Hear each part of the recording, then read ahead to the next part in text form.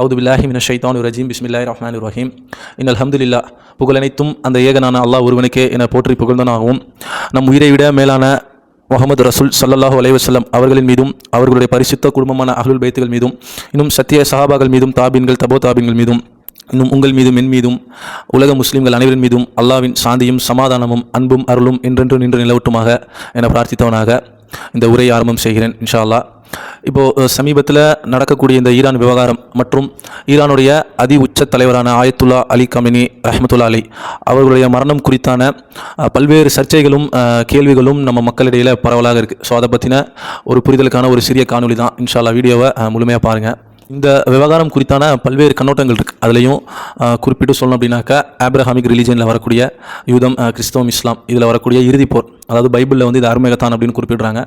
இஸ்லாத்தில் வந்து மல்ஹமா அப்படிங்கிற ஒரு இறுதிப் போர். ஸோ அதோட ஒரு தொடர்ச்சியாகத்தான் இந்த போரை வந்து நம்ம பார்க்குறோம். ஏன்னா அதுக்கேற்ற ஒரு சூழ்நிலை தான் இன்றைக்கி உலகத்தில் வந்து நிலவு இருக்குது. ஸோ அப்போ வந்து இது பல்வேறு கண்ணோட்டங்கள் இருந்தாலும் நாம் இன்றைக்கி பார்க்கக்கூடியது வந்து மேம்பட்ட, அதாவது சமகாலத்தில் நடக்கக்கூடிய பொலிட்டிக்கல் பிரச்சனையும், ஸோ அது வந்து நம்ம எப்படி அணுகணும், அதில் நடக்கக்கூடிய விவகாரம் என்ன அப்படிங்கிறத நம்ம இந்த வீடியோக்களில் இன்ஷா அல்லாஹ் பார்க்க இருக்கிறோம். அடுத்ததாக அமெரிக்கா வந்து ஏன் ஈரானை வந்து அடிக்கணும், இஸ்ரேலுக்கு ஏன் ஈரான் மேலே இவ்வளோ கோவம் அப்படின்னா, இந்த பிரச்சனையோட ஆரம்பம் அப்படிங்கிறது 1908 மிடில் ஈஸ்டிலேயே முதல்ல பெட்ரோல் கண்டுபிடிக்கப்பட்ட நாடு வந்து ஈரான் தான். மஸ்ஜிதுல் சுலைமான் அப்படிங்கிற இடத்துல தான் முதலாக பெட்ரோலும் கண்டெடுக்கப்படுது. அதுக்கப்புறம் வந்து மிடில் ஈஸ்டோட பல்வேறு பகுதிகளில் வந்து பெட்ரோல் வந்து கண்டெடுக்கப்படுது. அப்போது இரண்டாம் உலகப்போர் நடக்கிறதே இந்த பெட்ரோலுக்காக அப்படிங்கிற விஷயத்தை நம்ம புரிஞ்சுக்கணும். அப்போது அந்த டைமில் சூப்பர் பவராக இருந்த யூகேவை வீழ்த்திட்டு அடுத்த சூப்பர் பவராக வரக்கூடிய அமெரிக்கா எதை நம்ம கைவசம் படுத்தினா நம்ம சூப்பர் பவராக வரணும் அப்படிங்கிறத புரிஞ்சுக்கிட்டு தெளிவாக காய் நகர்த்துறாங்க. ஸோ அப்போ அந்த பெட்ரோல் மேலே தங்களோட இன்வெஸ்ட்மெண்ட்டை விதிக்கிறாங்க. என்னதான் மிடில் ஈஸ்டிலிருந்து பெட்ரோல்கள் வந்தாலும் அந்த பெட்ரோலை வந்து விநியோகம் செய்வதுங்கிறது டாலரை வச்சு தான் செய்யணும் அப்படிங்கிற இவர்களோட இந்த ஒரு அஜெண்டாவின் அடிப்படையில் தான் இன்றைக்கி இவங்க நடத்தினது முதலாம் உலகப் போராக இருக்கட்டும், இரண்டாம் உலகப் போராக இருக்கட்டும், இப்போ நடக்கக்கூடிய இந்த மூன்றாம் உலகப் போரும் இதன் அடிப்படையில் தான் இவங்க இந்த நகர்வுகளை நகர்த்துறாங்க. அப்போது இந்த மிடில் ஈஸ்டில் இருக்கக்கூடிய இந்த எண்ணெய் வளத்தை வந்து பாதுகாத்து அதை வந்து எக்ஸ்போர்ட் பண்ணுறதுக்காக ஒப்பேக் அப்படிங்கிற வந்து ஒரு கூட்டமைப்பு வந்து கூட்டுறாங்க. அதில் வந்து முக்கியமாக Iran, Iraq, Venezuela, Saudi Arabia, Kuwait போன்ற நாடுகள் வந்து இணைந்து இந்த எடுக்கக்கூடிய இந்த கனிம வளம் பெட்ரோலை வந்து பிற நாடுகளுக்கு ஏற்றுமதி பண்ணணும் அப்படிங்கிற ஒரு ஒப்பந்தத்தின் கீழே வந்து கையெழுத்திடுறாங்க. இந்த இடத்த வந்து நம்ம ரொம்ப கூர்ந்து கவனிக்கணும். ஏன் அப்படின்னாக்கா, இப்போ ஒப்பக் நாடுகளான சவுதி இன்னும் மற்ற அரபுகள் நாடுகளில் அமெரிக்கா வந்து உங்களுடைய ஆயில் வளத்தை வந்து என்னோட டாலர் ஏற்றுமதி பண்ணுங்க, நான் உங்களுக்கு அதுக்கு பதிலாக பாதுகாப்பு தரேன் அப்படிங்கிற ஒரு ஒப்பந்தத்தின் மூலமாக தன்னுடைய மிலிட்ரி பேசஸ் வந்து இந்த அரபு பகுதியில் அமெரிக்கா வந்து நிறுவிச்சு அதுக்கு பதிலாக தங்களுடைய அந்த ஆயில் வளங்களை டாலரில் ஏற்றுமதி போட்டணும் அப்படிங்கிற ஒரு சமரச ஒப்பந்தத்தின் மூலமாக இவர்களை வந்து கைக்குள்ளே கொண்டு வந்துச்சு. அதே சமயம் ஈராக்கை நம்ம எடுத்துட்டோம் அப்படின்னாக்கா, ஆரம்பத்தில் என்னதான் சதாம் ஹுசேன் அமெரிக்காவுடைய ஒரு பப்பட்டான ஒரு ஆட்சியாளராக இருந்தாலும் பிற்காலத்தில் அமெரிக்காவை மீறிய ஒரு சிந்தனை, அமெரிக்காவை தாண்டி நம்ம இந்த பெட்ரோலை வந்து வேற ஒரு இதில் விற்கணும் அப்படிங்கிற ஒரு இது மூலியமாக ஸோ அமெரிக்கா இங்கே என்ன பண்ணுறது, உள்நாட்டு குழப்பம் உண்டாக்கி போர் செஞ்சு லட்சக்கணக்கான பேரை கொண்டு சதாம் ஹுசேனை சிறைபிடிச்ச அந்த சம்பவங்கள்லாம் நமக்கு தெரியும். ஸோ அப்போ வந்து அமெரிக்காங்கிற அந்த ஒரு ஷைத்தானோட நிலைப்பாடு எப்படின்னாக்க, ஒன்று தனக்கு கீழே வந்து அவன் வரணும், அப்படி வரலாட்டி அவன் மேலே போர் தொடுத்து அந்த நாட்டை சின்ன பின்னமாக்கணும். இதுதான் இவர்களுடைய ஒரு பழக்கமாகவே அப்போலேருந்து இருக்குது. ஸோ அடுத்ததாக குறிப்பிடணும் அப்படின்னாக்கா ஈரானில் ஆரம்பத்தில் அமெரிக்காவோட பப்பட்டான ஷா முகமது ரெசா பஹல்வி அவர் தான் வந்து அந்த எண்ணெய் வளங்கள்லாம் அமெரிக்காவுக்கு எடுத்து கொடுத்துட்டு இருந்தார். அப்புறம் வந்து ஈரானில் இருக்கக்கூடிய முஸ்லீம்களுக்கு அகைன்ஸ்டான இஸ்லாமோஃபோபியாவோட அந்த ஒரு வேலைகளும் அந்த டைமில் நடந்துட்டு இருந்துச்சு. ஸோ இதையெல்லாம் பார்த்து இதில் வந்து ஒரு வெறுப்படைந்து இந்த ஒரு சூழ்நிலை பொறுக்க முடியாமல் அப்போது நடந்தது தான் ஈரான் ரெவல்யூஷன். அதாவது 1977 ஆரம்பிக்குது. 1977 இந்த ஈரானை புரட்சி ஆரம்பிக்குது. 1979 இந்த ஈரான் புரட்சி வந்து வெற்றிப்படுது. ஸோ இதில் அப்போ இருக்கக்கூடிய ரூஹுல்லா கொமினி அப்படிங்கிறவர் தான் இந்த புரட்சியை வந்து தலைமை தாங்கி இதை வெற்றிகரமாக முடிச்சு அந்த ஷா முகமது ரெசா பஹல்வி அவரை வந்து நாட்டை விட்டு துரத்தி ஈரானில் இஸ்லாமிக் ரிபப்ளிக்கில் ஆரம்பிக்கிறார். ஸோ அன்றைய தினம் வந்து ஈரானுடைய உச்சபட்ச தலைவராகவும் இவரே நியமிக்கப்படுகிறார். அதிலிருந்து ஈரானில் வந்து ஷரியத்தில் இம்ப்ளிமெண்ட் ஆகுது. இந்த இடத்துல அமெரிக்காவும் இஸ்ரேல் தான் தங்களுடைய நேரடி எதிரியாகவும் இவங்க கருதுறாங்க. அதாவது அமெரிக்கா வந்து தங்களுடைய வளத்தை வந்து அநியாயமாக வந்து பிடிக்கிறாங்க. ஸோ அதனால் அமெரிக்காவை எதிரியாக எடுத்துக்கிறாங்க. ஏன் இஸ்ரேலை எதிரியாக எடுக்கணும் அப்படின்னாக்க, இஸ்ரேல் வந்து அன்றைக்கி ஒரு அராஜக அரசாங்கத்தை அங்கே நிலவி இருந்தது. அதாவது அந்த மஸ்ஜிதுல் அக்ஸாவை சுற்றி வாழக்கூடிய முஸ்லீம்கள், பலஸ்தீன் மக்களை வந்து அநியாயமாக கொண்டு குவிச்சு அவர்கள் அந்த நாட்டை விட்டு வெளியேற செய்து இவங்க வந்து அநியாயமாக அந்த இடத்துல குடியமர்ந்தாங்க. ஸோ இது அன்னைக்கு உள்ள அரபு நாடுகள் எல்லாமே இதுக்கு வளைஞ்சு கொடுத்துருந்தது. ஸோ அன்னைக்கு ஒற்றை தலைவராகவும் ஒற்றை நாடாகவும் இதுக்கு எதிர்த்து குரல் கொடுத்த ஒரே நாடு ஈரான் மட்டும்தான். இன்னைய வரைக்கும் ஈரான் தான் இந்த பலஸ்தீன் விவகாரத்துக்கான ஒரு எதிரொலியாகத்தான் இன்றைக்கி அங்கே நின்றுட்டு இருக்கு. இன்றைய வரைக்கும் பலஸ்தீன்கிற அந்த ஒரு நாட்டுக்கு குரல் கொடுத்து அங்கே வாழக்கூடிய முஸ்லீம்கள் தங்களுடைய சொந்த சகோதரராக என்னதான் ஷியா சுன்னி அப்படிங்கிற அந்த கருத்து வேறுபாடுகள் இருந்தாலும் அவர்களும் தங்களுடைய சகோதரர்கள், அவர்களும் முஸ்லீம்கிற அந்த ஒற்றை சிந்தனையோட அவர்களுக்காக இன்றைய வரைக்கும் குரல் கொடுத்து நிற்கிற ஒற்றை நாடு ஈரான் மட்டும்தான். அதே சமயம் என்னதான் ஹிஸ்புல்லா, யமனில் உள்ள ஹூதிகள் இதுக்காக இவர்களுக்கு துணை நின்றாலும் ஒரு நாடாக தன்னை பலஸ்தீனுக்கு ஆதரவு தந்த ஒற்றை நாடு அது ஈரான் தான். மேலும் இந்த ஈரானியோட புரட்சிக்கு அப்புறம் ரூஹுல்லா கொமினி ரொம்ப வலியுறுத்தி சொல்லப்பட்ட ஒரு விஷயம் என்னன்னாக்கா ஷியா சுன்னி யூனிட்டி. ஸோ ஷியா சுன்னி யூனிட்டி சம்பந்தமாக ஒவ்வொரு வருஷமும் ஈரானில் ஒரு கான்ஃபரன்ஸ் நடத்துவாங்க. ஏன் அப்படின்னாக்கா என்னதான் நமக்கிடையே கருத்து வேறுபாடுகள் இருந்தாலும் கொள்கை முரண்பாடுகள் இருந்தாலும் இதெல்லாம் ஊற வச்சுட்டு இந்த முஸ்லீம் உம்மத்துக்கு, இந்த ஒட்டுமொத்த மனித குலத்துக்கும் எதிரியான ஷைத்தான், அதாவது இன்றைக்கு சைத்தான் வடிவத்தில் உள்ளக்கூடிய அமெரிக்காவும் இஸ்ரேலையும் நம்ம எதிர்க்கணும், ஸோ அவர்களுக்கு எதிர்வினை ஆட்டணும் அப்படிங்கிறதான் இவருடைய ஒற்றை இலக்காக இருந்தது. ஸோ அதுக்கு இந்த முஸ்லீம் உம்மத் அப்படிங்கிறது ஒன்றிணையணும். மேலும் இறைவன் தன்னுடைய திருமறையில் சொல்கிறான், நீங்கள் அல்லாஹ்வின் கயிறை பற்றி பிடித்துக் கொள்ளுங்கள் அப்படிங்கிறான். அப்போ இந்த இடத்துல அல்லாஹ்வோட கயிறுங்கிறது இந்த குரான் ஷெரீஃப். ஸோ அதன் மூலமாக இந்த உம்மத் ஒன்றிணையணும் அப்படிங்கிறது இவரோட குரலாகவும் இருந்தது. ஸோ அதே சமயம் இவருடைய சேம் ஐடியாலஜிக்கு ஒத்து போகிற விதமாக அங்கிட்டு எஜிப்தில் இஹ்வானுல் முஸ்லீமில் இருக்கக்கூடிய ஹசனுல் பன்னா, இவங்க 2 பேர் ஐடியாலஜியும் ஒரே விதமாக ஒத்து போச்சு. ஸோ இவங்க 2 தரப்பினரும் சேர்ந்து எடுத்த அடுத்த கட்டமாக தான் பலஸ்தீன் மக்களுக்கு அங்கு ஒரு ஆயுதம் ஏந்திய ஒரு படைக்குழு தேவை அப்படின்ட்டு ஹமாஸை நிறுவுறாங்க. அதுலேயும் ஈரான் ஒவ்வொரு ஆண்டும் இந்த ஹமாஸுக்கான ஒரு ஹமாஸோடைய தேவைகளுக்கான ஒரு குறிப்பிட்ட தொகையும் ஒவ்வொரு ஆண்டும் ஈரான் கொடுத்துக்கிட்டு இருக்கு.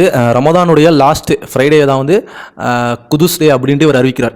ஸோ இவருடைய ஆட்சி பீரியட் அப்படிங்கிறது 10 வருஷம், 1979 89 வரைக்கும் இருக்குது. அதுக்கப்புறம் ஒரு மாரடைப்பில் இவர் இறந்துறார். இதற்கு அடுத்ததாக தான் ஈரானுடைய செகண்ட் சுப்ரீம் லீடர், அதி உச்ச தலைவராக தான் ஆயத்துல்லா அலி கமனி ரஹ்மத்துல்லா அலி அவர் தேர்ந்தெடுக்கப்படுகிறார். அடுத்ததாக வந்த ஆயத்துல்லா அலி கமனி, அவருக்கும் ஒற்றை இலக்கு தான், அல்லாஹ் ஒருவனுக்கே அடிபணிய வேண்டும், கருத்து வேறுபாடுகள் எல்லாம் ஒதுக்கி வச்சுட்டு முஸ்லீம்கள் அனைவரும் ஒன்றிணைய வேண்டும் அப்படிங்கிற அந்த ஒற்றை இலக்கோடு தான் இவரும் தன்னுடைய பணிகளை செய்கிறாரு. அதுலேயும் குறிப்பிட்டு சொன்னோம் அப்படின்னாக்க யமனில் உள்ள ஹூதிகளுக்கும் இன்னும் லெபனானில் உள்ள ஹிஸ்புல்லா, பலஸ்தீனில் ஹமாஸ் இவர்களுக்கெல்லாம் நேரடியாகவும் மறைமுகமாகவும் ஆயுதங்களையும் உணவு மற்றும் தேவையான வசதிகளை ஏற்பாடு செய்து எப்படியாவது பலஸ்தீனுங்கிற அந்த மண்ணை மீட்டு திரும்பவும் அந்த மக்களுக்கு மீட்டு தரணும் அப்படிங்கிறது இவர்களோட ஒரு இலக்காக இருக்குது. இதுதான் அமெரிக்காவுக்கும் இஸ்ரேலுக்கும் ஈரான் மேலே உள்ளக்கூடிய ஒரு கடும் கோபமாக இருக்குது. அதாவது இஸ்ரேலுங்கிற நாடு அங்கே கிரேட்டர் இஸ்ரேல் அப்படிங்கிற ஒரு அஜெண்டாக்கில் வேலை பார்த்துட்டு இருக்காங்க. ஸோ அதற்கு எதிராக ஈரான் பல்வேறு கட்ட நடவடிக்கைகளும் எடுத்துட்டு இருக்கு. அதே நேரத்தில் அமெரிக்கா தன்னை ஒரு சூப்பர் பவராக, தன்னை உலக நாடுகே ஒரு கட்ட பஞ்சாயத்தாக காமிச்சிட்டு இருந்த அமெரிக்காவும் இவங்க எதிர்க்கிறாங்க. ஸோ அது அமெரிக்காவுக்கும் சுத்தமாக பிடிக்கல. அதனால அந்த ஈரான் புரட்சிக்கு அப்புறம் பல்வேறு பொருளாதார தடைகள் ஈரானுங்கிற அந்த நாட்டு மேலே அமெரிக்கா விதிச்சோம். பல்வேறு பொருளாதார நெருக்கடிகள் வந்தாலும் அல்லாஹ்வுடைய மிகப்பெரிய உதவினால அந்த நாடு இன்னை வரைக்கும் இயங்கிக்கிட்டு இருக்கு. அதுவும் மற்ற நாடுகளோட அதிகமான ஆயுதங்களையும் அதிகமான உள்நாட்டு கட்டமைப்புகளும் அந்த நாடுகள் இருக்கு. அப்போ இதை தொடர்ந்து இஸ்ரேல் தங்களுடைய அந்த கிரேட்டர் இஸ்ரேலுங்கிற அந்த ப்ராஜெக்டின் கீழே அதி தீவிரமாக வேலை செஞ்சாங்க. அதாவது நம்ம ரீசெண்டாக நியூஸ் பார்த்துருப்போம், அந்த சிவப்பு கிடாரிங்கிற மாடை கொண்டு வந்ததாக இருக்கட்டும், 3ஆம் டெம்பிளை கட்டுறதுக்கான வேலைகள் பார்த்ததாக இருக்கட்டும், அது மாதிரி பல்வேறு விஷயங்கள் நம்ம சொல்லிட்டே போகலாம். ஸோ அப்போ இவங்களுக்கு ரொம்ப ஒரு இக்கட்டான ஒரு இதாக தான் இந்த பலஸ்தீன் மக்களை பார்த்தாங்க. எப்படியாவது இவங்களை இங்கேருந்து அப்புறப்படுத்தணும் அப்படின்ட்டு தான் 2023 இந்த பலஸ்தீன் மக்களுக்கு மேலான அந்த போரை தீவிரப்படுத்தினாங்க. ஸோ அன்னையிலிருந்து இன்னைய வரைக்கும் இந்த பலஸ்தீன் மக்களுடைய வீடுகளையாக இருக்கட்டும், தங்களுடைய இருப்பிடங்கள் எல்லாமே காலி செய்தாங்க. ஸோ அதற்கு எதிராகத்தான் ஈரானும் இங்கிட்ட தன்னுடைய அந்த எதிரொலியை தீவிரமாக காமிச்சிட்டு இருக்கு. ஸோ இதை பிடிக்காத இஸ்ரேல் அன்றையிலிருந்து அமெரிக்காட்ட ஈரான் மேலே போர் தொடுக்கணுங்கிற ஒரு அழுத்தத்தை கொடுத்துக்கிட்டே இருந்துச்சு.